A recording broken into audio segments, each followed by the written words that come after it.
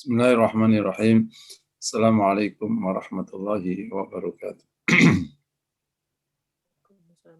Innal hamdalillah nahmaduhu wa nasta'inuhu wa nastaghfiruhu wa nastahdihi. Wa na'udzu billahi min shururi anfusina wa sayyiati a'malina. Asyhadu an la ilaha illallah wa anna Muhammadan 'abduhu wa rasuluh. Allahumma fashalli wa sallim wa barik ala nabiyyina Muhammad wa ala alihi wa sahbihi ajma'in, amma ba'd. Jamaah yang dirahmati Allah, dan intinya mari selalu kita mengucapkan syukur kepada Allah. Kita bisa bersama majelis Formula Hati. Semoga diterima Allah Subhanahu wa Ta'ala. Kita bersyukur karena bisa memulai pagi dengan kebaikan. Semoga hari ini dan hari-hari berikutnya berlimpah kebaikan. Amin ya rabbal alamin. Sebelum kita bahas tema pada hari ini, mari sejenak bersama surat Yasin ayat 20 ya. A'udzu billahi minasyaitonir rajim. Wa jaa'a min aqsal madinati rajulun yas'a qala ya qaumi ittabi'ul mursalin. Telah datang wa jaa'a min aqsal madinah, dan datanglah dari ujung kota rajulun, seorang laki-laki, yas'a, yang berjalan, yang berusaha, qala ya qaumi ittabi'ul mursalin. Hai kaum, ittabi'ul mursalin. Ikutilah orang-orang yang diutus ini. Ustaz Afan yang 19 belum, Ustaz? Oh, belum ya? Iya. 19. Qalu ta'irukum ma'akum a'in dzukirtum bal antum qaumun musrifun.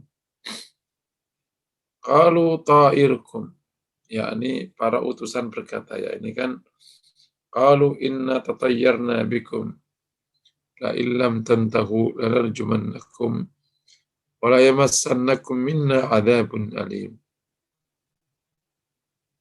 Qalu ta'irukum ma'akum, utusan-utusan itu berkata, ta'irukum ma'akum, hal-hal yang membuatmu sial celaka itu ma'akum, bersama kalian. A'in dzukirtum, apakah jika kalian ingat? Bal antum qaum musrifun, tapi kalian ini orang-orang yang israf, yakni melebihi batas.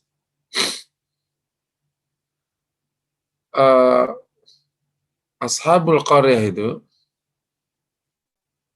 itu menuduh bahwa mereka merasa sial, merasa dapat celaka karena datangnya utusan-utusan itu. Sehingga mereka mengancam, jika kalian tidak berhenti, kami akan rajam kalian dan akan kami siksa kalian. Para utusan berkata, qalu ta'irukum ma'akum, gitu. Yakni sial kalian itu bersama kalian, yakni kekufuran itu. Ta'irukum yakni alladzi yusibukum bisayyi wal kufur, yang bisa menyebabkan kamu dapat kecelakaan itu sebenarnya kekufuran, dan kekufuran itulah bersama kalian. Qalu ta'irukum ma'akum a'in dzukirtum, apakah jika kalian ingat? Bal antum qaum musrifun, tapi kalian ini kaum yang justru kaum yang israf, berlebihan. Pelajarannya bahwa ketika ada tuduhan atau ada pernyataan yang menyudutkan terhadap dakwah dan agama, maka harus mendapatkan jawaban yang tegas. Sepanjang sejarah begitu. Qalu ta'irukum ma'akum. Jadi dapat jawaban, tentu dengan segala perhitungan yang efektif dan efisien. Ada jawaban, bukan didiamkan. Ya, jawabannya harus tepat. Kalau kan inna tadhayyarna bikum, jawabannya qalu ta'irukum ma'akum. Gitu. Nah, jawaban yang tegas, yang tepat akan mengimbangi, bahkan memperbaiki pemahaman yang ada di mereka dan opini yang ada di tengah masyarakat. Tapi jangan sampai berlebihan atau kurang. Nah, yang tungkir tembal antum kaum musrifun. Yang kedua, salah satu jawaban yang bagus ya, pelajaran dari ayat ini adalah menegaskan posisi mereka. Karena orang-orang batil itu suka merasa benar. Harus dijelaskan posisinya. Sebenarnya yang zalim, yang batil itu kalian semua. Kayak tadi, ta'irukum ma'akum. Yang buat sial celaka itu ya kalian. Gitu. Bal antum kaum musrifun. Kalian itu yang israf. Nah, itu yang harus dipertegas. Tentu pakai data dan dalil ya, pakai bukti, bukan tuduhan. Jadi pelajarannya dalam menjawab itu harus dapat menjelaskan kebatilan yang batil, keburukan yang buruk, termasuk dampak-dampak buruk yang menimpa masyarakat sebabnya justru karena kekufuran dan kezaliman, bukan yang lain. Ya. Qalu ta'irukum ma'akum ain dzukirtum bal antum qaum musrifun. Wa jaa'a min aqsal madinati rajul yas'a qala ya qaumi ittabi'ul mursalin. Nah, ini masih di area bab ini ya. Al-Madinah ini yang dimaksudkan juga emang Madian ya. Ini di daerah Syam atau Palestina lebih tepatnya. Seorang dari ujung kota itu datang dan untuk mengatakan ya qaumi ittabi'ul mursalin. Ikutilah utusan-utusan itu.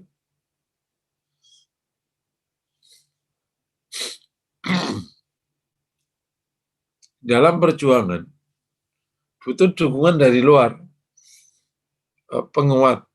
Terkadang seorang dai yang sudah bergerak di sebuah area itu tidak mudah mendapatkan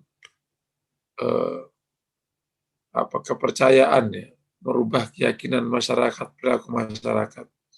Butuh orang dari tempat lain, Aqsal Madinah, gitu. Butuh orang lain untuk memperkuat ini. Ya kaum ittabi'ul mursalin. Hai kaum ittabi'ul mursalin, ikutilah utusan-utusan ini.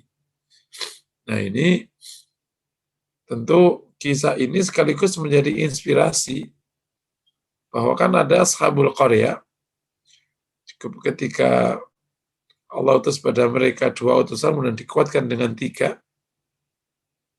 ternyata mendapatkan penolakan sampai level la illam yantahu lanarjumannakum wa lamassannakum min adzabun alim. Di sini Allah datangkan seorang dari Aqsal Madinah, ujung kota, untuk bisa menguatkan mereka dengan berkata, ya qaum ittabi'ul mursalin. Ya qaumku ittabi'ul mursalin. Ikutilah utusan-utusan. Nah, ini penguatan terhadap para dai di satu area itu baik sekali. Ya, kalau di konteks teknis kita hari ini, misalnya ada seorang yang sudah ada di sebuah masjid tertentu, perlu mengundang orang lain dari tempat lain untuk menguatkan agar bisa mengikuti apa yang telah disampaikan oleh Ustadz di tempat ini. Nah, itu juga bagus kayak gitu. Atau bahkan dari tempat jauh. Karena memang terkadang orang lebih respect kepada orang jauh daripada orang dekat. Meskipun orang dekat bisa jadi sudah cukup sebenarnya, cuman perlu saling menguatkan. Secara umum pelajarannya tadi nomor 20 ya, ayat 20, baik sekali mendapatkan penguatan dari tempat lain, dari dai lain di luar kota untuk bisa mendorong masyarakat mengikuti kebaikan. Menguatkan orang yang telah berdakwah di tempat itu. Yang kedua, sama dai itu perlu saling menguatkan, bukan saling mencemooh, bukan saling menjatuhkan, saling menguatkan. Makanya kalau ada seorang ustadz jauh datang ke tempat tertentu, sebaiknya tetap menyorongkan imam itu kepada ustadz yang ada di tempat itu. Itu menguatkan. Atau dengan teknik yang lain, namanya menguatkan. Jadi harus saling menguatkan. Sesama dai, sama ulama harus saling menguatkan agar bisa sama-sama mendorong masyarakat membangun kebaikan. Oke, ada banyak pelajaran di ayat 19 dan 20. Semoga menginspirasi kita semua. Dan selebihnya kita akan pindah ke materi. Pada pagi hari ini kita bahas tentang mahsyar ya. Ini setelah kebangkitan, orang akan berada di mahsyar ya. Asli kata mahsyar adalah al-hasyr, maknanya kumpul.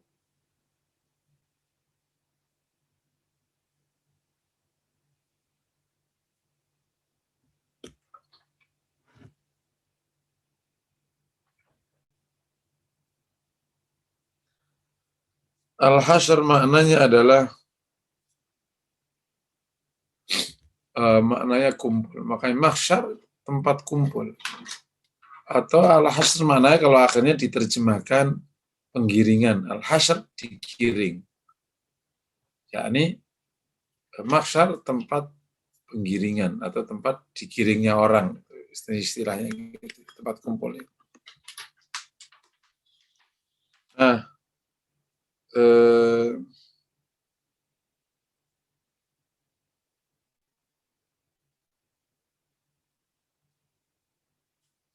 tapi istilah hasyr ya sebelum lebih jauh, tentu mahsyar yang kita bahas di sini adalah mahsyar yaumil qiyamah, yakni mahsyar ma ba'dal kubur, yakni digiring setelah kubur, gitu.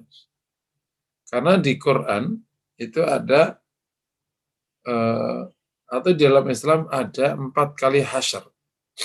Dalam Islam itu ada empat istilah hasyar, penggiringan, 2 kali terjadi sebelum hari kiamat, sebelum berakhirnya dunia, dan yang 2 itu terjadi setelah itu.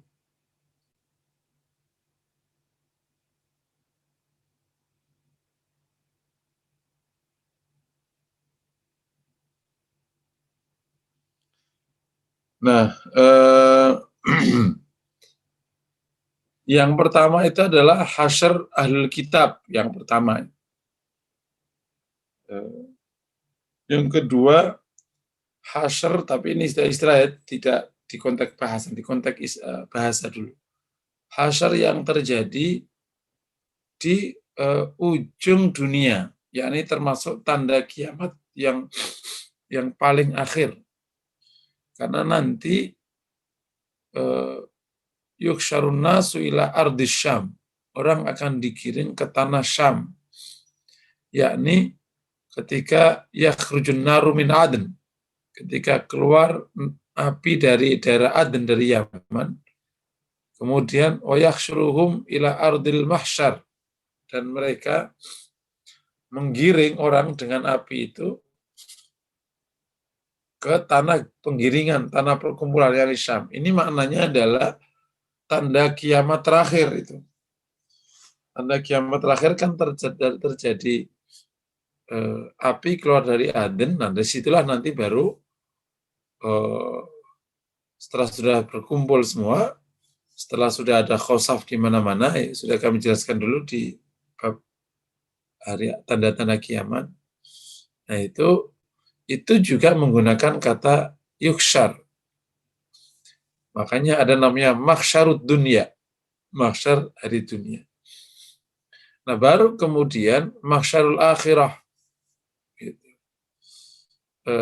Tempat digiringnya di akhirat, yakni ba'da kuburi. Nah, yang dimaksudkan mahsyar dalam konteks ini adalah ma ba'da al-kubur.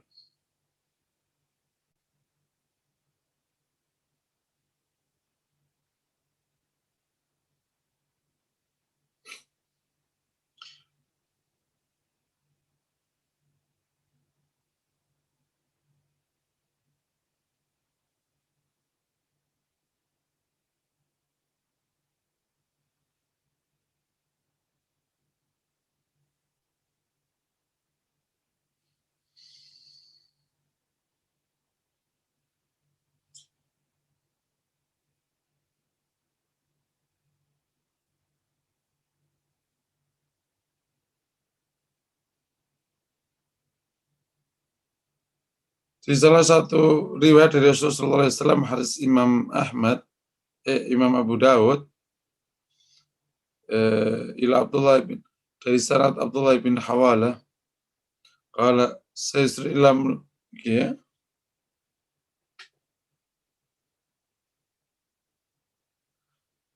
hadis panjang, faqala alaika bisyam fa inna khiyaratullahi min ardi, kau harus menjaga tanah Syam, itu adalah pilihan Allah, tanah pilihan Allah.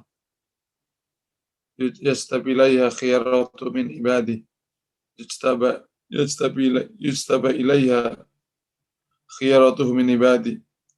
Fa amma ina baitun fa alaikum biyamanikum wasku min ghadrikum fa inna Allah tawakkala li bisyam ahli. Ini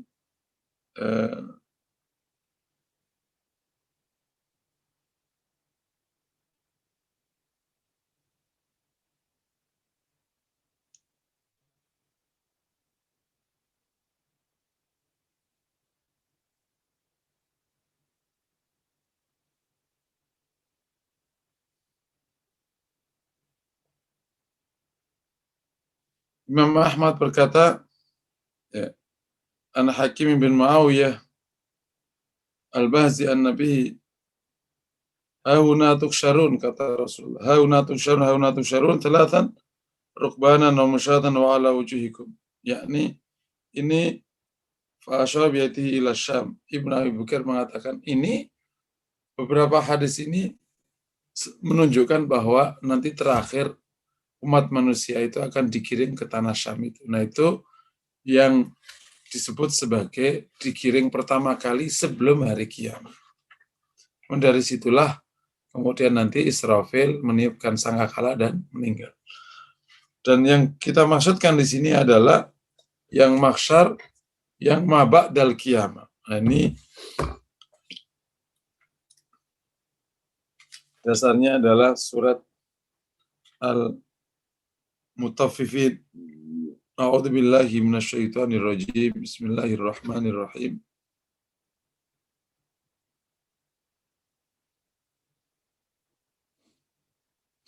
Ala yadunnu ulaika annahum mab'utsun liyaumin 'adzim.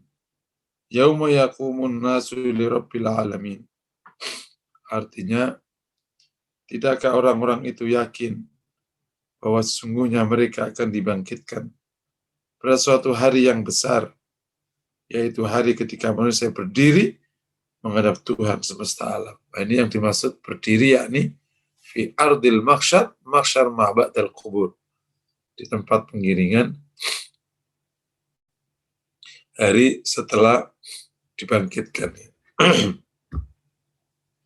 Demikian juga di hadis Rasulullah Sallallahu Alaihi Wasallam dalam Sahih Bukhari dan Muslim.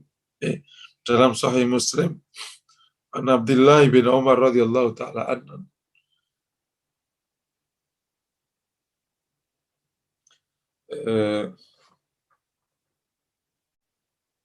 mengenai ayat yauma yaqumun nasu li rabbil alamin. Kemudian Rasulullah menjelaskan hatta yaghiba ahaduhum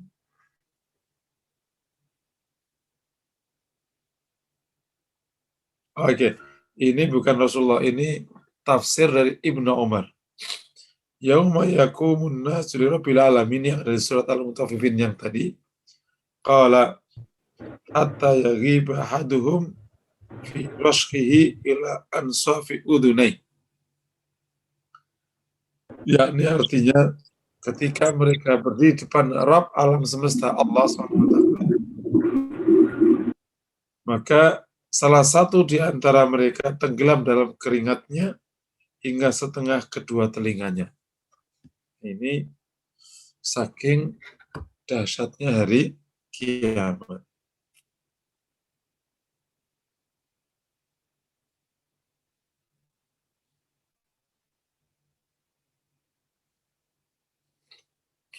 Nah, kondisi orang di mahsyar tentu sebagaimana disebutkan kemarin di masalah kebangkitan, maka Allah Subhanahu wa taala bangkitkan pertama kali, hidupkan pertama kali Israfil. Dan Israfil meniupkan sangkakala, maka bangunlah semua makhluk Allah Subhanahu wa taala.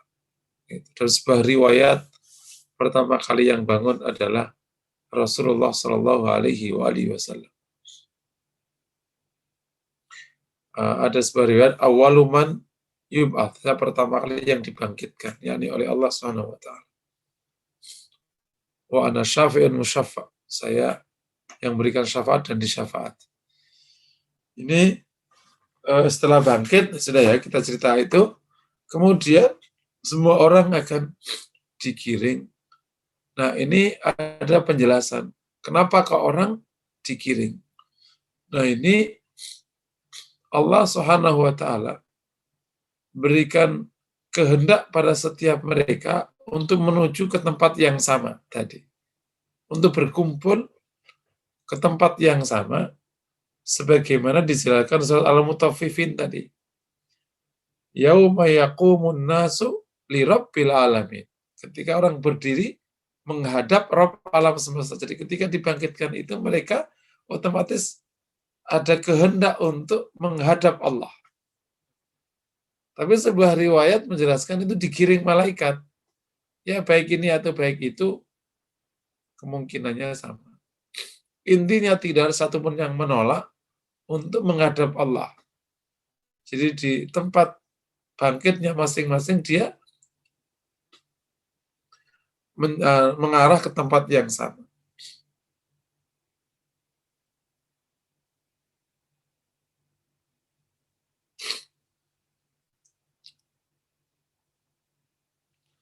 Nah, kondisi waktu dibangkitkan itu adalah khufah uratan ghurlon, yakni mereka tanpa busana, tanpa alas kaki, dan kondisinya sebelum dikhitan, yakni kembali seperti bayi.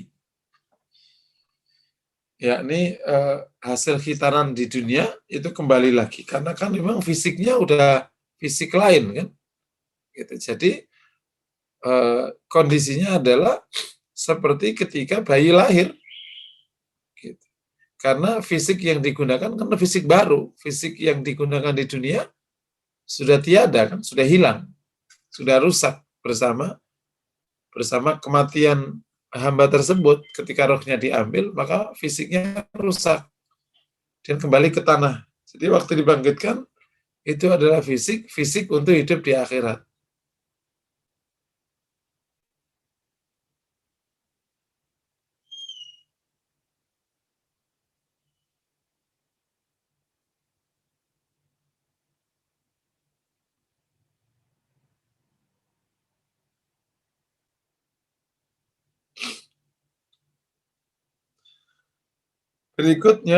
Poin berikutnya tentang tanahnya gimana?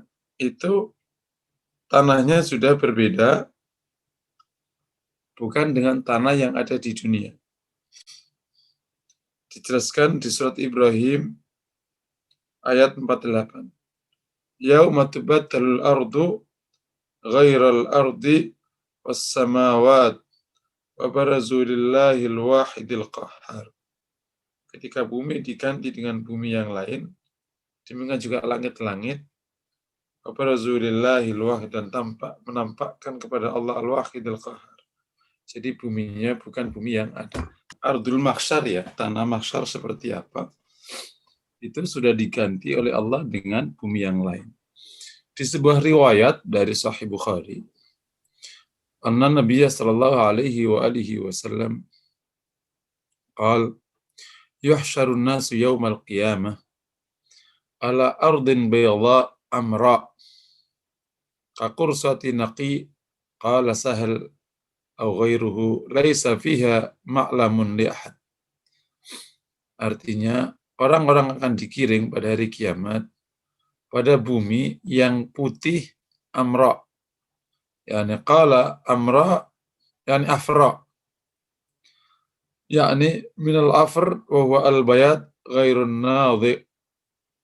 Yani putih, ya apa namanya, yang tidak ibadat yamil ilal hamrah. Yani putih yang agak condong ke merah gitu. Jadi putih tapi condong ke merah gitu. Itu buminya. Kakir satin naqi, yaitu. Tapi juga ada yang mengatakan maknanya itu putih bersih gitu. Saking putih sekali, syadidul bayad.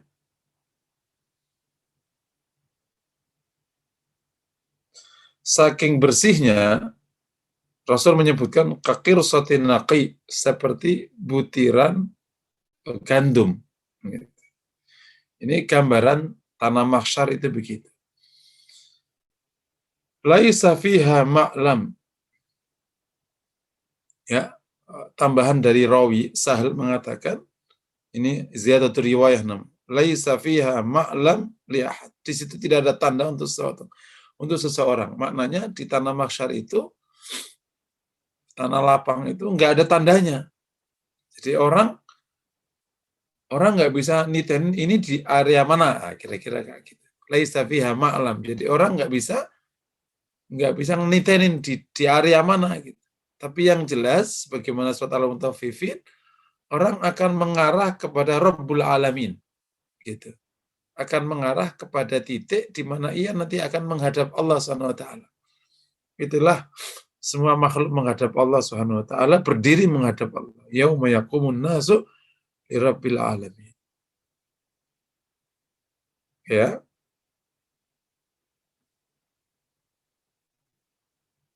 Ibnu Hajar menyebutkan, tapi tidak menyebutkan ininya ya, tapi insya Allah pasti berdasar, bahwa ardul mahsyar, tanah mahsyar itu fil akhirah akbar minal ardil mawjuda fid dunia. Itu lebih besar daripada bumi yang ada di dunia. Ini hikmahnya demikian. Oke, tadi sudah. Terus apa saja di dalam mahsyar itu?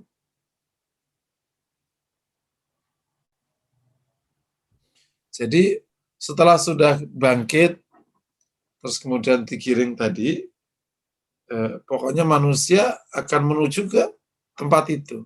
Nah, di dalam mahsyar ini ada sekian kondisi ya, atau kejadian yang akan dilewati manusia. Ya, berjalannya di dalam mahsyar itu sendiri, itu sudah luar biasa beratnya, sehingga nanti akan semua manusia akan mengingat nabinya, dan akhirnya ingat ke Nabi Adam dan seterusnya, sampai kemudian Rasulullah menemui Rasulullah, dan Rasulullah kemudian sujud kepada Allah, kemudian diizinkan untuk mensyafaati. Itulah syafaatul uzma Rasulullah kepada seluruh umat manusia untuk mendapatkan keputusan dari Allah Subhanahu wa Ta'ala. Nah, setelah sudah ada keputusan itu, dimulailah namanya hisab. Ya. Setelah hisab, di mana di konteks ini saya ulangi lagi, buku yang bisa menjadi referensi adalah Tadhkirah Imam Qurtubi. Mohon dibeli dan dibaca. Tadzkir Imam Qurtubi. Waktu dihisab, maka Allah SWT membawakan kepadanya, yakni akan datang kepadanya kitab-kitab mereka, yang kemudian ada yang datang kepadanya ke tangan kanannya, ada yang datang kepadanya di punggungnya, dan ada yang datang kepadanya di tangan kirinya. Setelah itu, setelah sudah megang kitab masing-masing, maka Allah SWT memanggil mereka satu persatu. Siapapun yang dipanggil, maka dia akan tahu ia yang dimaksudkan. Jika dia orang saleh, maka dia akan datang dengan senang hati. Dan jika dia orang yang tidak saleh, tentu ia tahu kondisi dirinya, karena tidak ada kebohongan di hari itu. Lagi-lagi bukti udah terlalu banyak. Kitab di tangan kiri yang di punggungnya, atau kondisi waktu dia di hasyr atau digiring itu, sudah menunjukkan dia ada di mana. Berkumpul dengan siapa, juga menunjukkan dia di posisi mana. Maka orang ini tidak berani datang, maka dijemput oleh malaikat, dipaksa menghadap Allah Subhanahu wa ta'ala. Itu yang dimaksudkan oleh Allah, la yazalu qadama abdin hatta yus'ala an arba. Tidak akan tergelincir yakni di neraka sampai ditanya oleh Allah 4 perkara. Gitu. Kemudian disebutkan oleh Allah satu persatu amal soleh. Demikian juga disebutkan nanti amal buruknya. Nah, pertama kali yang dibacakan kepada hamba adalah amal buruknya. Nah, ketika dalam sebuah riwayat dari Rasulullah SAW, ketika seorang hamba disebutkan, dan hamba ini orang saleh, disebutkan amal buruknya, hamba ini menangis. Tapi di ujung pembacaan, Allah Ta'ala berfirman kepadanya, saya ampuni dosa-dosamu. Maka bergembiralah hamba ini. Kemudian dibacakan kepadanya amal-amal kebajikannya. Kemudian di ujung bacaan Allah berfirman kepadanya, saya lipat gandakan amal. Bahagia sekali. Maka orang ini berarti lulus. Ya, setelah satu persatu. Makanya ditegaskan oleh Allah di innallaha sari'ul hisab. Allah ini cepat hisabnya. Karena ini menghisab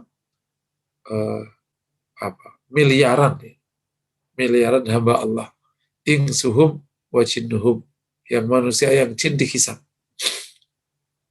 Nah, setelah hisab inilah kondisi mahsyar itu. Setelah dihisab, maka ia datang ke mizan, ditimbang. Buku catatan amal tadi, yang baik sama yang buruk dibelah. Yang baik mana, yang buruk mana. Maka jika berat amal baiknya, maka dia selamat. Faman thaqulat mawazinuhu fa fi 'aisyatir radiyah.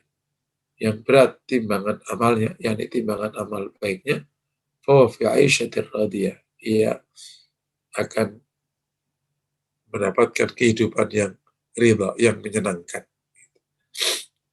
Setelah itu, maka semua akan melewati sirat. Nah, ini yang semua orang, mu'minuhum wa kafiruhum, dan sirat berada di atas jahannam.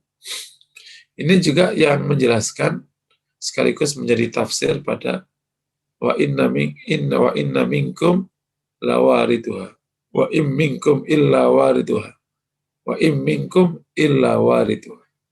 Dan tidak ada satupun di antara kalian kecuali akan melewati jahanam. Yakni maknanya bukan memasuki, bukan wariduha yakni masuk jahanam, enggak, tapi wariduha yakni akan memasuki jahanam, memasuki area jahanam, melewati jahanam, karena jahanam itu karena sirat itu di atas jahanam. Maka orang akan melewati jahanam, akan memasuki jahanam, yakni dalam arti masuki wilayah jahanam. Yang mukmin akan selamat, yang tidak ya akan jatuh. Setelah sirat, maka ada namanya ardul qisas. Itu sudah sananya sudah surga. Yakni area kisas, area di mana orang akan dikisas satu dengan yang lainnya dalam masalah dunia. Setelah sudah amal masing-masing sudah selesai, apakah ada yang satu mendolimi yang lain, dan lain sebagainya. Disitulah ardul qisas namanya. Maka yang kemudian punya masalah banyak dengan orang lain akan dikembalikan ke neraka. Nah, disitulah Rasul sebutkan tentang hadis, apakah kalian tahu siapa orang yang paling bangkrut? Gitu. Nah, sahabat mengatakan, yang bangkrut di antara kami yang nggak punya harta. Kata Rasulullah, adalah orang yang membawa kebaikan. Sudah bawa kebaikan tuh, tapi dalam hada wa yadullam hada wa syatama hada, mendolimi ini, maki-maki ini, gitu. Kemudian kebaikannya diambil untuk menebus keburukan kepada orang lain. Nah, ini yang disebut dengan bangkrut itu di sini. Sudah enak-enak bawa kebaikan, ternyata bisa tergerus di ardul qisas namanya. Area qisas antara seseorang dengan yang lain. Masya Allah. Jadi ada tahapan-tahapannya yang menseleksi orang sampai ke surga itu. Yang pertama adalah hisab sendiri. Itu yang yauma yaqumun nas li rabbil alamin. Kemudian mizan, kemudian sirat, ini kan sudah. Kemudian yang terakhir ardul qisas, kaitannya dengan sesama manusia. Nah, selamat berarti akan menuju ke sana. Karena di ujung sirat itulah sudah area surga. Tapi ya tadi, ada ardul qisas dulu. Setelah selamat, maka dia akan masuk ke area surga. Akan menuju ke tempatnya masing-masing. Nah, yang tidak punya qisas, selamat. Yang punya qisas, hubungan sama orang, disitulah nanti dikisas oleh Allah SWT. Bisa dipahami ya, ini area mahsyar itu begitu. Makanya salah satu kebaikan, nah ini salah satu hal penting ketika kita bahas maqam atau manazil akhirah ya, pos-pos hari akhir, karena setiap pos itu insya Allah kita temukan hal-hal baik yang bisa membuat kita lebih baik di setiap pos itu. Apa itu? Nah, ketika orang berada di mahsyar, sementara buminya seperti tadi, kakir sotin naqi, gitu ya, seperti butiran gandum yang sangat bersih dan putih itu, yang oleh Sahal disebut tidak ada maklam ya, nggak ada tanda. Sementara panasnya tak terkira, ya. Karena setiap kita akan digiring tanpa baju, tanpa alas kaki, dan keadaannya tidak khitan, persis seperti bocah lahir. Nah, di sana ada kebaikan yang bisa mengurangi haulul mahsyar, dahsyatnya, repotnya hari mahsyar. Apa itu? Yakni dzil yaumal qiyamah. Payung atau naungan di hari kiamat. Hadis Rasulullah, di hari itu ada 7 golongan yang mendapatkan naungan saat tidak ada naungan kecuali naungan Allah SWT. Sab'atun yudilluhumullahu yawma la dhilla illa dhilluh. Ini yang justru yang perlu kita persiapkan. Sab'atun yudilluhumullahu yawma la dhilla illa dhilluh. 7 golongan yang akan mendapatkan naungan dari Allah saat tidak ada naungan kecuali naungan dari Allah Subhanahu wa ta'ala. Al-Imamul Adil, imam yang adil.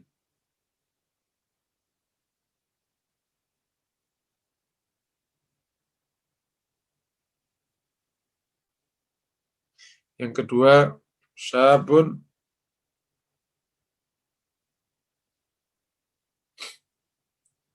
qalbuhu mu'allaqun bil masajid.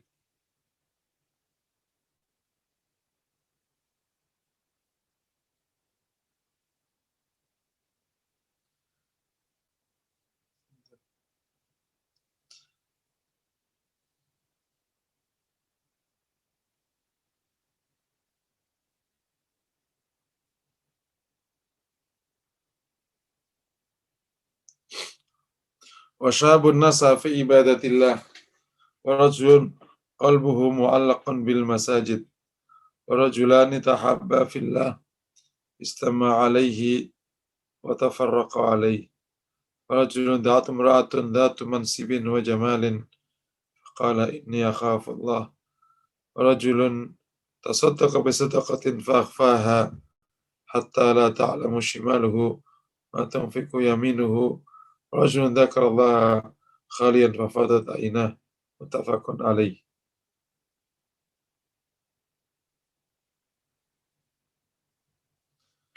Yang artinya ada 7 golongan. Ini hadis riwayat Sahih Bukhari dan Muslim. Riwayat Bukhari dan Muslim. 7 golongan di mana ia mendapatkan naungan dari Allah saat tidak naungan kecuali naungan Allah Subhanahu wa taala. Yang pertama, imam yang adil. Yang kedua, anak laki-laki muda, anak muda yang tekun, yang tumbuh dalam ibadah kepada Allah. Yang ketiga, laki-laki yang hatinya tergantung, terikat dengan masjid. Berikutnya, seorang atau 2 orang yang saling mencintai karena Allah. Ia berkumpul dan pergi karena Allah. Bukan seorang yang digoda seorang wanita yang punya posisi dan kecantikan dan ia berkata, saya takut kepada Allah. Berikutnya, seorang yang sedekah dan menyamarkan sedekahnya, menyembunyikan sedekahnya sampai tangan kirinya tidak tahu apa yang dikerjakan, yang disedekahkan oleh tangan kanan. Yang terakhir, laki-laki yang zikir kepada Allah dalam kesendiriannya dan kedua matanya meneteskan air mata. Wallahu a'lam bishawab. Ini adalah 7 golongan. Semoga waktu di mahsyar ini termasuk yang akan mendapatkan naungan saat tidak naungan kecuali naungan Allah SWT. Pesan utamanya adalah ayo kita memilih minimal 1 di antara 7 golongan ini yang kemudian kita tekuni. Apakah kita mau jadi imam yang adil, atau laki-laki anak muda yang tekun ibadah? Ya, kalau orang tua tekun ibadah, itu sudah pasti. Tapi kalau anak muda tekun ibadah, itu nilainya unggul. Yang ketiga, laki-laki yang hatinya bertaut dengan masjid, terus suka ke masjid. Yakni ia bisa ngurus masjid, bisa DKM, bisa tukang adzan, bisa apa saja, bisa ngaji terus di masjid, selalu tergantung dengan masjid. Yang keempat, 2 orang yang saling mencintai karena Allah. Berikutnya, nomor 6 ya. Nomor 5 ya, yang seorang yang digoda wanita yang punya posisi takut kepada Allah dan punya kecantikan, tapi yakni dia sangat menjaga kehormatan. 6, yang sedekahnya disembunyikan sampai tangan kirinya nggak tahu. Terakhir, zikir dalam kesendirian. Nah, situasi mahsyar yang demikian itu salah satu cara agar kita bisa nyaman di mahsyar tentu selain secara umum iman dan amal saleh, ada amal tadi. Maka ayo kita memilih minimal 1 di antara 7 yang ada. Semoga kita dapat naungan dari Allah saat tidak ada naungan Allah Subhanahu wa taala. Mungkin demikian yang dapat saya sampaikan sekilas tentang al-mahsyar. Tentu selebihnya Bapak Ibu semua bisa membaca di buku yang saya sebutkan, yakni Tadhkirah tulisan Imam Qurtubi. Di sana insya Allah jika ada hal yang tadi belum jelas bisa dijelaskan di sana. Wassalamualaikum warahmatullahi wabarakatuh. Warahmatullahi wabarakatuh. Ustadz ada pertanyaan di chat, boleh saya bacakan Ustadz? Dari Ibu Eva. Ustadz, saya pernah dengar bahwa padang mahsyar itu dari bumi Syam. Apa tanah Palestina? Jadi seorang mukmin itu harus ikut dalam perjuangan pembebasan Palestina. Bagaimana menurut Ustadz? Iya, yang dimaksud bumi mahsyar yang disebutkan Yaman itu adalah hasyar qablal qiyamah. yakni hasyar sebelum hari kiamat. Memang itu ardul mahsyar, tapi mahsyar qabla al-kubur, sebelum kebangkitan kubur itu. Memang ada isyarat tentang ardul mahsyar di area sana. Tetapi yang tepat untuk dikatakan adalah itu ardul mahsyar, mahsyarud dunia. Gitu. Yang saya sebutkan tadi, ketika nanti di hari ujung akhirnya dunia, keluar api dari daerah Aden, dari Yaman, dan manusia akan digiring ke situ. Nah, itulah disebut dengan ardul mahsyar. Gitu. Wallahu a'lam bishawab. Karena tentu mahsyar yang yaumul qiyamah itu, mahsyarul akhirah itu sudah diganti buminya, gitu. Yauma tubaddalu ardu ghairal ardi, sudah diganti dengan bumi yang lain, jadi sudah tidak ada lagi Syam dan lain sebagainya. Wallahu a'lam bishawab. Ya Ustadz, pertanyaan nomor 2 dari Ibu Eva. Ardu kisos, apakah yang suka disebut kontoro? Kisos yang dimaksudkan itu bagaimana, Ustadz? Ya, kisos itu yang dimaksudkan itu adalah, kan setiap orang itu, ardul kisos itu maksudnya area tentang pengadilan, di antara pengadilan yang terjadi atas masalah di antara manusia. Itu namanya ardul kisos. Kisos itu maknanya kan pembalasan. Yakni area pembalasan. Nah, yakni ketika nanti masing-masing akan dihukum tentang diadili atas hal-hal yang terkait di antara sesama manusia. Itu namanya ardul kisos, teman. Setelah sirat. Gitu. Wallahu a'lam bishawab. Lalu dari Ibu Wati, soal keluar api di Yaman, apakah saat ini api tersebut sudah ada? Atau dia baru ada menunggu saatnya tiba sesuai dengan yang Allah tetapkan? Iya, jadi apinya ya sekarang kita belum dengar ada orang Yaman bilang ada api ya. Dan para ulama mutaakhirin yang sudah beredar di antara mereka, termasuk Syekh Ali Jum'ah, itu mengatakan ya baru tanda-tanda hari kiamat kecil. Gitu. Sebagaimana kita bahas kemarin di tanda-tanda kiamat kecil, itu kan terakhirnya adalah Imam Mahdi. Imam Mahdi aja kan belum muncul. Karena tadi yang api yang juga muncul dari Yaman itu kan tanda kiamat besar yang 10. Bahkan di sebagian urutannya itu di paling akhir tuh. Setelah keluar matahari dari barat. Kemudian ada khosab di barat, khosab di timur, terus setelah itu baru keluar air kemudian khosab di jazirah, kemudian keluar dari api dari Aden, dari Yaman. Mereka katakan sekarang udah ada belum? Ya belum muncul. Wallahu alam, tapi karena orang Yaman belum ngabarkan ke kita bahwa sudah ada api daerah situ. Wallahu alam bisa. Dan secara hadis ya belum muncul, belum ada tanda sebelumnya.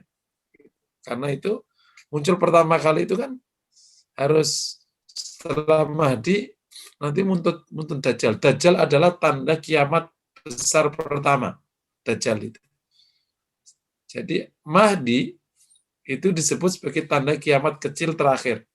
Ada yang mengatakan Imam Mahdi adalah tanda antara kiamat, tanda kiamat sama tanda kiamat besar. Begitu Mahdi muncul, itu berarti tanda kiamat besar akan muncul. Siapa dia? Adalah Dajjal.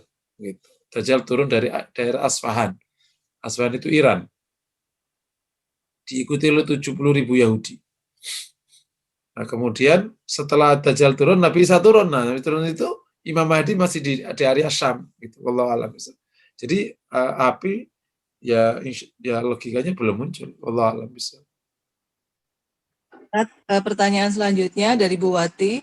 Setelah keluar api tersebut, orang dikirim ke Syam. Apakah ini maksudnya semua orang? Artinya yang ada di Indonesia juga? Iya, nah ini ada pertanyaan bagus nih. Terus gimana kan dari Yaman. Tapi di sana ada sebelum ada api itu kan ada khosaf ya. Khosaf itu amblong. Paling gampang amblong ya. Ya itu bisa jadi area-area yang pokoknya nih ada amblong di timur, ada amblong di barat, terus ada amblong di Jazirah Arabia. Ya, kalau kemudian kita bagi dunia ini timur, barat, Jazirah Arabia, ya udah di timur amblong, di barat amblong, sisanya digiring api. Ya mungkin di sini kena yang amblong itu mungkin ya, wallah alam bisawab, kan kita nggak tahu keadaan hakikatnya perkara nanti. Karena di ngumpulnya di sana semua, di daerah Yaman, di daerah Syam itu. Jadi mungkin yang kalau di dalam struktur tadi ya, yang selain yang kena amblong itu yang kena api berarti, yang akan digiring api, dan disitulah nanti terjadi haulul kiamah ya, yang bumi diguncang semuanya itu setelah itu. Yang seperti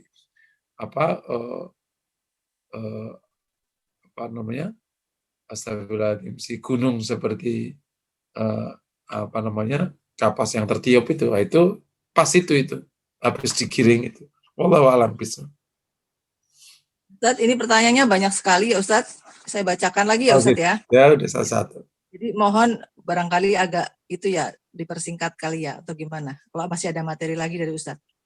Ini pertanyaan dari tinggal pertanyaan. Oh ya oke. Dari Bu Wati lagi tentang kisos, apakah kalau seseorang di dunia sudah minta maaf atau halal, apakah tetap akan dihisap? Jika orang yang kita zalimi sudah meninggal atau nggak tahu di mana, bagaimana minta maaf atau halal? Iya. Sebenarnya ini yang paling penting kan, maksud dari kita belajar tentang hari kiamat mahsyar itu adalah sikap-sikap kita ini bagus sekali.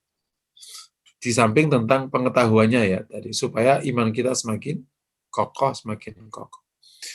Jadi kalau sudah di dunia minta maaf dan dimaafkan, ya berarti selesai sudah. Gitu. Tapi kalau belum dimaafkan, nanti Allah akan adili kelak di sana. Gitu. Termasuk itu, kalau ada kambing terjerembab itu loh, itu di konteks para imam ya, akan diadili. Meskipun ini sebenarnya bisa dimaknai sebagai saking detailnya kisos di antara makhlukat. Makanya para ulama mengatakan yubna hakul adami ala syukh ya. Hak adami itu dibangun di atas kepelitan. Maknanya asumsinya ya dia nggak mau kehilangan haknya. Jadi harus hati-hati. Nah kalau sudah minta maaf dan dimaafkan, ya selesai. Tapi kalau sudah minta maaf kok belum dimaafkan, nah ini akhirnya kaitannya dengan apakah yang benar siapa, yang salah siapa. Nah, itu nanti akan ketemu itu. Tapi kalau kemudian belum minta maaf, nah ini akan jadi perkara. Atau belum sempat minta maaf, orangnya udah nggak ada, meninggal atau nggak ketahuan tempatnya. Ini akannya jadi perkara. Nah seandainya ada orang ingin minta maaf atau minta halal ya lebih tepatnya ya, karena tidak minta maaf kan ada nanti kaitannya dengan mengembalikan harta atau apa saja. Istilahnya minta halal. Kalau minta halal sementara yang didolimi udah nggak ada, itu gimana caranya? Kalau kaitannya dengan harta, maka harta dikasihkan aja kepada fakir miskin dan berdoa kepada Allah, ya Allah ini harta aku kembalikan kepada orang yang dulu menghutangi aku. Dan orangnya sudah tidak ada, mohon bayarkan. Itu cara pertama. Tapi kalau kaitannya dengan non-harta, misalnya kayak kehormatan fitnah, sementara orangnya tidak ada, ini maksimal terakhirnya, mohon kepada Allah, ya Allah, aku telah mencari orang ini minta halal, dan aku belum menemukannya. Gitu. Mohon selesaikan urusan ini ya. Mungkin semoga nanti Allah kalau di akhirat akhirnya bisa menyelesaikan dengan cara Allah sendiri yang akan memberikan ganti kepada orang yang dizalimi. Wallahu a'lam bishawab. Ini juga batas-batas maksimal jika orang yang dizalimi tidak ditemukan. Ada sebagian ulama mengatakan kepada ahli warisnya. Cuman ahli warisnya ini jika kaitannya dengan harta gampang. Kalau yang non harta kayak fitnah, apalagi itu. Yang non harta ya, kehormatan non fitnah ya. Ini yang akhirnya rumit sekali. Wallahu a'lam bishawab. Perlu hati-hati kita semua. Ya Ustadz, saya lanjutkan pertanyaannya. Dari Bapak Torik ya. Pertama yang dihisap imam yang adil, berarti pemimpin atau rezim yang adil. Kalau tidak adil, apa gambaran azab yang nampak baik di dunia maupun di akhirat? Tentu bukan, ini bukan masalah yang dihisap ya. Ini adalah 7 kelompok orang yang akan dapat naungan dari Allah saat tidak ada naungan. Bukan yang pertama kali dihisap ya, bukan ya. Ini judulnya beda. Kalau yang yang pertama, siapa orang dihisap, kita dapatkan riwayat. Siapa pertama yang dipanggil oleh Allah, kita nggak dapatkan. Gitu. Wallah, nanti kalau saya ketemu siapa pertama kali. Tapi kita dapat riwayat siapa yang pertama kali bangkit. Itu Rasulullah. Nah, meskipun konteksnya berbeda, nah kalau kaitannya dengan yang tidak adil gimana? Ya, tidak adil tergantung kedoliman yang mereka lakukan terhadap manusia. Di ardul kisos, dia akan dikisas. Mendolimi ini, mendolimi semua. Ternyata 1 juta orang mendolimi, didolimi semua, ya dia akan tuntut semua. Itulah yang dikhawatirkan Umar bin Abdul Aziz. Kenapa dia menangis setiap malam? Kan dia tidak ingin jadi khalifah itu. Bahkan tidak ingin jadi Amir Madinah itu aslinya. Wong dia ke Madinah itu kan dalam rangka mencari ilmu. Kemudian dinikahkan dengan putrinya Abdul Malik. Dia jadi mantunya raja. Kemudian oleh Abdul Malik ditetapkan menjadi Amirul Madinah. Akhirnya malah jadi khalifah. Nangis setiap malam karena takut itu sebenarnya.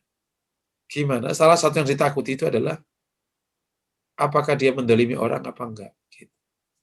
Karena kan ngurus sak jagat-jagat orang banyak. Ini salah satu hal yang perlu dijagain ketika kita memasuki wilayah kepemimpinan. Ya di konteks ini perlu hati-hati. Oleh karena itu, bagi yang memang ngerasa dia lemah, hendaklah tidak perlu masuk wilayah itu. Tapi yang memiliki kekuatan harus hati-hati kalau ingin masuki wilayah itu. Ya, ini makanya para ulama salaf dulu memang sudah cukup tahu diri. Gitu. Kalau nggak kuat, ya mendingan nggak usah masuk. Tapi kalau kuat, itu kebajikannya tak terkira. Kalau kuat, kebajikannya tak terkira. Karena kalau bisa dipakai untuk kebaikan, maka seketika kita bisa mendapatkan kebaikan dari keputusan-keputusan kita. Wallahu a'lam bishawab. Ya Ustadz, tadi beliau mengatakan ada pertanyaan selanjutnya Ustadz dari Pak Torik. Kalau tidak adil, apa gambaran azab yang nampak baik di dunia ataupun di akhirat? Maksudnya ayat atau hadis yang menggambarkan azabnya gitu Ustaz. Ya itu masing-masing tergantung tergantung tingkat kedolimannya. Gitu. Kalau azab yang digambarkan tentang siksa kan umum ya. Bentar.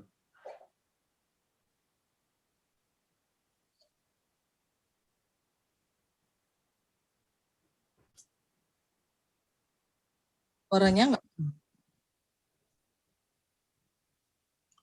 Ini memang ada riwayat dari tentang azabnya imam yang tidak adil. Bisa ini hadisnya agak panjang ya. Asatu adzaban yaumal qiyamati imamun jair. Wallahu a'lam bishawab. Nanti secara detail kalau berkesempatan saya bacakan hadisnya. Panjang sekali. Wallahu a'lam bishawab. Betul? Ya Ustaz, dari Pak Man, kenapa hadis 7 golongan yang mendapat naungan di hari kiamat mayoritas lebih spesifik pada laki-laki, Ustaz? Ya, itu kalau disebutkan laki-laki dalam setiap bahasa Quran maupun hadis, itu maknanya adalah mencakup perempuan. itu otomatis kayak ya ayyuhalladzina amanu, itu maknanya juga mencakup ya ayyuhallati amanat gitu. Jadi bukan hanya laki-laki. Cuman bahasanya laki-laki ya karena mungkin di dalam mukhatab yang ketemu kan laki-laki ya. Itu hikmah ilahiyah. Emang digunakan kalimat laki kata yang laki gitu. Tapi kata bukan maknanya berarti perempuan enggak. Itu maknanya mencakup semuanya. Ya berarti ya wanita yang hatinya tergantung dengan masjid, wanita muda yang rajin ibadah, wanita muda yang digoda cowok punya posisi dan kegantengan dan dia mengatakan takut kepada Allah, itu dikiaskan aja. Wallahu a'lam bishawab. Baik Ustadz, selanjutnya dari Mbak Sari, Ibu Sari. Apakah mendoakan kaum muslimin termasuk 7 golongan yang mendapat naungan? Jadi 2 orang yang saling mendoakan. Jadi maksudnya 2 orang yang saling mendoakan itu apakah juga termasuk dalam salah satu 7 golongan tadi, Ustaz? Jadi mendoakan tidak selalu sama dengan mencintai ya. Jadi kalau dia datang dengan dasar mahabbah ya semoga masuk. Tapi kalau sekedar doa saja ya berarti hanya doa aja, ya baik gitu. Karena mahabbah ini kan lebih dari sekedar saling mendoakan. Tapi ada mahabbah di antara 2 orang ini. Wallahu a'lam bishawab. Apa Ustaz? Maksudnya apa suami istri atau bagaimana Ustaz? Apa cinta? Itu umum di antara manusia aja umum. Kalau nggak salah pernah saya sampaikan di sini. Ketika suami istri itu bisa saling mencintai karena Allah, semoga ini termasuk 2 orang itu. Demikian juga sesama sahabat, sesama kerabat. Saling mencintainya bukan dasar urusan dunia. Jadi kalau suami istri mencintainya karena dunia, misalnya kecantikan atau harta, tapi nggak mencintai karena Allah sehingga ia akhirnya ingin berpasangan. Semoga termasuk. Gitu. Ya jadi, kumpul, ya bisa karena Allah. Iya. Jadi maksudnya barangkali lebih apa ya? Kalau misalkan teman berbuat kurang baik, nasihati gitu ya Ustaz, karena ya benar. azab Allah gitu ya Ustaz ya. Begitu ya Ustaz ya? Jadi apa namanya? Yang dimaksud kumpul dan pisah karena Allah itu ya karena memang yang terkait dengan perintah-perintah Allah. Misalnya ia bertemu karena Allah, bertemu pas untuk kebaikan. Berpisah ya karena misalnya untuk kebaikan, karena kebaikan akhirnya berpisah. Bisa nggak gitu. Contohnya, Pak, paling gampang misalnya. Ini Mas, aku ada pengajian di sana. Lah ya aku ada pengajian. Misalnya itu contoh agak sedikit agak renyahnya. Oh ya udah, ya berarti kan berpisah karena kebaikan juga. Wallahu a'lam bishawab. Selanjutnya ya Ustadz, dari Pak Wahid. Assalamualaikum, mohon izin bertanya. Jadi Padang Mahsyar itu lokasi saat ini sudah ada? Atau berarti lokasi Padang Mahsyar itu yang pasti bukan di bumi saat ini? Iya, kalau dari ayat kan yauma tubaddalul ardu ghairul ardi, itu artinya buminya bukan bumi dunia. Makanya Imam Ibnu Hajar mengatakan ardul mahsyar awsa'u min ardid dunya. Yakni bumi mahsyar itu lebih luas daripada bumi dunia gitu. Allah alam, ini kan sudah hari akhir ya. Tentu kan sudah diganti. Yauma tubaddal ardu ghairal ardi was samawat wa baraju lillahil wahidil qahhar. Wallahu a'lam bishawab. Pertanyaan selanjutnya dari Pak Wahid. Apakah kondisi manusia saat di Padang Mahsyar itu sudah kelihatan? Kira-kira nanti masuk bagian surga atau bagian neraka, atau ini bagian dari masuk surga dulu baru masuk neraka, atau gimana kira-kira Ustaz? Apa pertanyaannya Bu? Jadi begini, saya bacakan ya. Assalamualaikum, izin bertanya. Apakah kondisi manusia saat di Padang Mahsyar itu sudah kelihatan? Kira-kira nanti masuk bagian surga, ini bagian dari neraka. Jadi maksudnya udah ketahuan di Padang Mahsyar itu bakal masuk surga atau enggak gitu loh Ustaz. Oh iya, udah ketahuan sebenarnya. Sebenarnya kan tanda-tanda dia min ahli jannah min ahli nar itu sudah bukan lagi saat di mahsyar, saat dikubur. Bahkan sebenarnya waktu sakaratul maut. Ya, betul ya, betul. Waktu sakaratul maut itu malaikat pencabut nyawa datang dengan wajah apa? Kan gitu tuh. Masih ingat kemarin pada waktu kita bahas tentang kematian, masih ingat ya? Semoga Iya. masih ingat. Itu kan kalau dia datang dengan bidul wujuh, wajah yang putih gitu. Kemudian atau sudul wujuh yang gelap. Ya, kalau datang dengan kebaikan, berarti ini insya Allah kabar baik. Baru tanda-tanda kan. Sampai nanti ketika diterima oleh tanah, oleh bumi. Sampai ditanya, itu sudah tanda yang paling sudah akurat. Bisa jawab atau nggak bisa jawab? Nggak bisa jawab, berarti insya Allah tanda baik. Nggak bisa jawab, ya naudzubillah min dzalik. Itu sudah itu.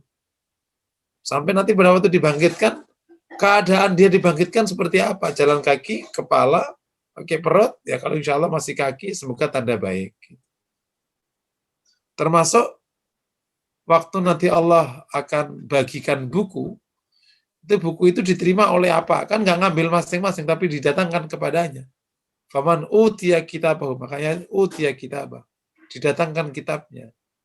Apakah ke tangan kanannya, tangan kirinya, atau punggungnya. Itu sebenarnya udah ada tanda-tanda. Wallahu a'lam bishawab. Pertanyaan dari Bu Eva. Ustadz, kalau sudah ada di Ardul Kisos, itu berarti pasti masuk surga ya Ustadz? Tapi di Kisos dulu urusan sesama manusianya, begitu Ustadz? Ya benar. Jadi nanti kalau nggak selamat ya ke neraka. Dimasukkan ke jahanam. Tapi kalau selamat, insya Allah terus ke surga. Gitu. Jadi kalau di situ ternyata kebajikannya lebih buruk, lebih sedikit daripada kedoliman yang ia kerjakan pada orang-orang. Naudzubillah min dzalik. Semoga selamat, insya Allah. Ya berarti cicipi dulu. Ya. Sampai nanti kan akhirnya ada dua proses kan ya. Kalau dia mendolimi orang, maka diganti dengan pahala dia. Ya, kebajikan dia dipindahin. Kalau nggak cukup, maka keburukan orang yang didolimi dikasihkan. Kadar kedolimannya berapa kan? Dikasihkan. Nah, akhirnya kalau ternyata tekor, ya udah, berarti masuk neraka dulu. Kalau nggak tekor, ya berarti ya bisa terus. Gitu. Allah alam bisa. Jadi Ustadz setelah lewat jembatan Sirot itu ada proses memberikan pahala kita atau mendapat pahala gitu ya dari kita zolimi ya. Kalau misalkan kondisinya buruk, kita kembali lagi seperti mundur gitu ya Ustadz ya? Enggak ya, nanti setelah itu udah langsung dimasukkan. Kalau misalnya kondisinya, kalau pasti kita tekor ya, ternyata akhirnya keburukan kedoliman kita, naudzubillah min dzalik, itu lebih banyak sekali daripada kebaikan kita. Ya udah, berarti kan tekor itu namanya. Itu yang disebut oleh Nabi, tekor itu. Dimasukkan ke neraka sampai nanti selesai urusan balasannya. Kemudian diangkat oleh Allah ke surga. Wallahu a'lam bishawab. Saya bertanya ya Ustadz ya, minta klarifikasi dari Ustadz. Tadi waktu kita dibangunkan dari kubur ya Ustadz, ya. Itu kan mau digiring ke mahsyar. Itu tadi Ustadz sudah sebutkan kita bisa jalan dengan apa ya tadi ya, bisa buka, bisa kaki gitu ya Ustadz ya. Terus ada juga yang saya pernah baca tuh ya Ustadz, yang mukanya tuh berupa apa gitu Ustadz, hewan gitu ya Ustadz, atau mungkin yang poligami nggak adil terus kering itu di situ Ustadz ya? Ya, yang wajahnya miring semuanya itu adanya di situ. Di situ ya Ustadz. Betul adanya ya? Di situ. Ya waktu di mahsyar itu. Ya. Yang wajahnya miring apa? Hilang sebelah ya. Atau yang mukanya seperti hewan apa gitu ya Ustadz ya? Setelah dibangkitkan kubur kan itu Ustadz ya? Ya, itu bentuknya masing-masing. Mang ini bab riwayat ini kan perlu diklarifikasi yang sahih yang mana. Tetapi gitu. ya yang masyhur itu yang tadi apa tadi berjalan di kaki, berjalan dengan ini itu insya Allah sahih. Tapi jadi kalau tadi termasuk iya, tapi kalau wajah-wajah berwajah ini perlu diklarifikasi riwayatnya sahih tidaknya. Begini Ustadz, satu lagi yang waktu itu ada Telaga Kausar itu di mana Ustadz? Sebelum kita ke Sirot itu, jembatan Sirot, atau bagaimana Ustadz? Ya, Kausar itu kan di surga. Nah, ini kelihatannya kalau dari pemahaman kami terhadap semua konstelasi Yaumul Mahsyar, sudah areanya itu di surga. Gitu. Di surga, area mahsyarnya Rasulullah, area Al-Kautsarnya Rasulullah itu di surga. Bukan begini Ustadz ya, yang minum air itu tidak akan haus selama itu gitu loh. Sepertinya kok jadi sebelum di Mahsyar ya Ustadz. Bagaimana tuh Ustadz? Belum, bukan, karena kan nggak akan ketemu. Kalau yang kafir nggak akan bisa ke situ. Itu sudah umat Rasul yang mukmin kan. Karena tidak ada bahasan setelah kebangkitan ketemu telaga dulu, nggak ada. Jadi pada waktu bukan minum dulu gitu, tidak ada penjelasan karena pada waktu dibangkitkan itu seluruh umat itu kembali kepada Nabi satu persatu. Belum tahu dia umat Nabi mana. Kan nanti waktu dihisab itu baru berbaris di belakang nabinya masing-masing. Nabinya menyaksikan. Gitu.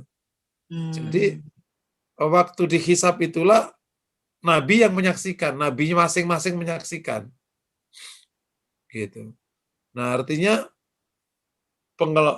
para nabi mengikuti, para umat mengikuti nabinya setelah hisab. Gitu. Wallahu a'lam bishawab. Ini memang termasuk pertanyaan saya posisi Al-Kautsar ya. Tapi dalam proses dari kebangkitan sampai ke Ardul Qisas atau ke Hasyar itu tidak ada penjelasan apapun tentang Al-Kautsar. Gitu. Nah, sementara Al-Kautsar itu kan termasuk min ni'amillah, nikmatnya Allah. Bukan termasuk adab Allah kan. Dan tidak ada apa-apa di Mahsyar kecuali tadi hisab itu. Nah, jadi karena min ni'amillah ya berarti di area surga itu kan nanti umat Rasulullah SAW bahkan juga terus kapan minumnya, kapan ketemunya, kapan di mana, karena kan ada penjelasan Nabi pertama kali adalah yang membuka pintu surga gitu. Wallahu a'lam bishawab. Ya baik Ustaz. Lalu syafaat itu ada di mana ya Ustaz ya? Syafaat Nabi itu ada di mana Ustaz? Syafaat Nabi yang besar pertama kali pada waktu sebelum hisab itu kan syafaat pertama kali yang syafaat besar untuk seluruh umat manusia. Setelah itu, setelah sudah Ardul Qisas itulah baru ada. Jadi syafaat itu datang, termasuk syafaat anak kepada orang tuanya itu setelah selesai semua itu. Maksudnya Ustaz setelah selesai gimana? Setelah selesai semua. Jadi hisab itu kan urusan global. Mizan bukti lagi, qisas yang khusus dengan manusia. Setelah selesai semua urusannya, baru ada syafaat. Bukan syafaat dulu. Gitu. Jadi setelah tadi Ardul Qisas itu ya Ustaz ya? Iya, nah tentu harus dapatkan dalil yang benar tentang masalah ini. Tetapi dari prosedur dari Ardul Mahsyar itu terakhirnya di Ardul Qisas itu. Artinya ya syafaat itu setelah itu semua. Wallahu a'lam. Termasuk orang-orang yang memahami konstelasi hari akhir ini memang kan harus kuat dalilnya ya. Nggak bisa pakai. Cuman terkadang dari kumpulan dalil berarti baru kita dapat simpulkan. Oh berarti di sini kan gitu kira-kira. Wallahu a'lam bishawab. Kalau yang itu Ustaz yang ada orang yang menuti Quran lihat surga terus lihat neraka gitu, dia kan belum selesai apa gimana Ustaz ya? Di mana yang mana Bu?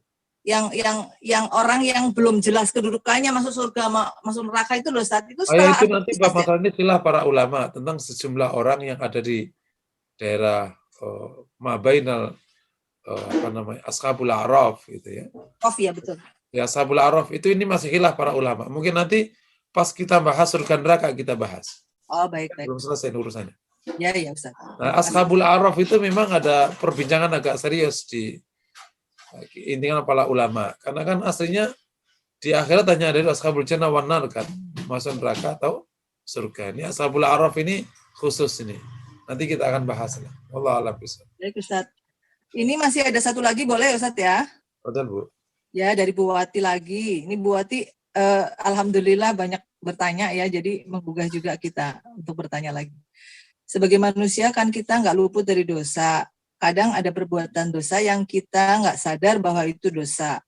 Tahu-tahu di akhirat masuk dalam pengadilan kisos. Pertanyaannya, apa yang bisa diperbuat selagi hidup agar dosa-dosa yang tidak disadari tersebut sudah diampuni Allah ketika hidup sehingga selamat dari pengadilan?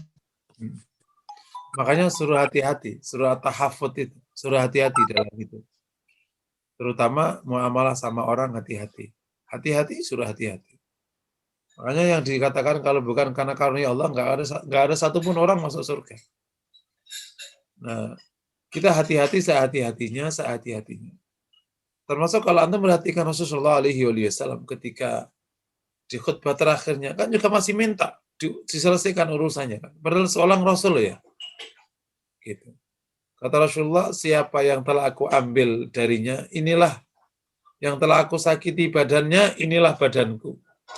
Yang telah aku ambil hartanya, inilah hartaku. Gitu. Rasul sendiri juga minta diselesaikan urusannya, padahal itu sakit ya, detik-detik terakhirnya beliau wafat. Dan Rasul, istilah kata dijaga sama Allah SWT. Tapi tetap aja mau diselesaikan urusannya. Gitu. Jadi yang pertama, kita perlu hati-hati.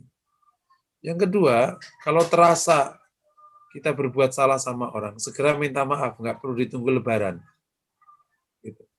Atau segera menghalalkan, halal ya, menghalalkan, kan nggak harus, ada yang istrinya minta halal ya, bukan minta maaf ya. Karena minta halal itu kan lebih luas daripada minta maaf. Kalau kaitannya dengan harta ya, bukan minta maaf, kan harus dikembaliin hartanya. Gitu. Selebihnya, kalau kita sudah hati-hati, selebihnya kita serahkan kepada Allah, ya Allah inilah kemampuanku menjaga diri. Gitu. Semoga engkau jaga kami dan seterusnya. Nanti hal-hal itu gimana? Ya semoga nanti Allah akan bantu kita menyelesaikan. Kita sudah berusaha sekeras mungkin tidak menyakiti orang dan macam-macam. Bahwa nanti faktanya ada, ya semoga Allah nanti bantu menyelesaikan urusan ini dengan sama orang itu. Karena kita misalnya udah tidak sengaja, udah nggak apa. Wallahu a'lam bishawab.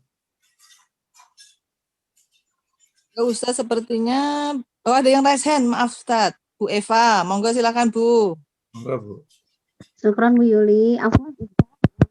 Tentang Telaga Al-Kausar tadi, saya pernah baca di Sirah tuh, Sirah anak-anak sih Ustaz, di apa sih keluaran yang Mizan, bukan Mizan sih, Mutai Muhammad Teladanku. Jadi di situ ada sesi buku tentang Rasulullah berkisah. Berkisah itu menceritakan tentang di Mahsyar itu Ustaz. Jadi kalau di buku itu, di buku Sirah itu, jadi ketika Mahsyar itu kan matahari kan diturunkan sampai sejengkal itu loh Ustaz.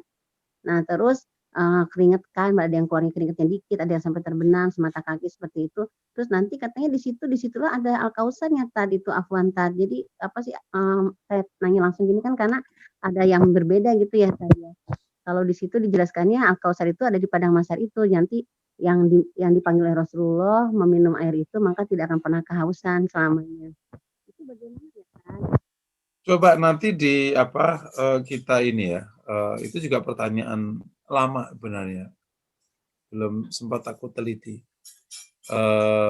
Perlu diklarifikasi tadi itu yang sahih, yang tidak sahih. Apakah posisinya Al-Kautsar itu saat setelah kebangkitan langsung pada ketemu? Karena Rasul memang mengatakan innama u'tikumul haud, janji kalian bersamaku di Telaga Al-Kautsar. Tetapi kalau antum perhatikan prosesi mahsyar itu nggak ketemu itu dulu, nggak ada itu dulu. Gitu. Karena saat dibangkitkan semua orang akan menuju Allah, belum ada urusan apapun.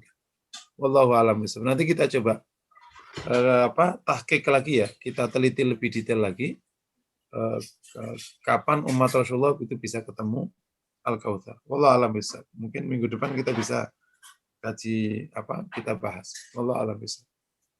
Baik Ustaz, syukran Ustaz. Salam. Ustaz, tidak ada pertanyaan lagi, resen juga nggak ada, bagaimana Ustaz? Udah?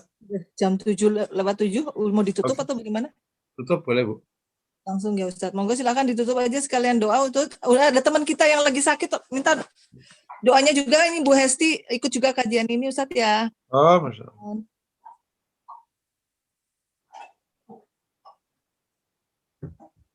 Bapak Ibu yang dirahmati Allah, mari sama-sama kita memohon kepada Allah, semoga Allah kabulkan doa kita. Astaghfirullahaladzim, astaghfirullahaladzim, astaghfirullahaladzim. Alhamdulillahirabbil alamin, hamdan alhamdulillah. Allahumma shalli wa sallim ala Muhammad wa ala alihi innaka Hamidum Majid. Allahumma ighfir lana wa tub alaina innaka tawwabur rahim. Ighfir lana wa yarhamna kama rabbawna shighara.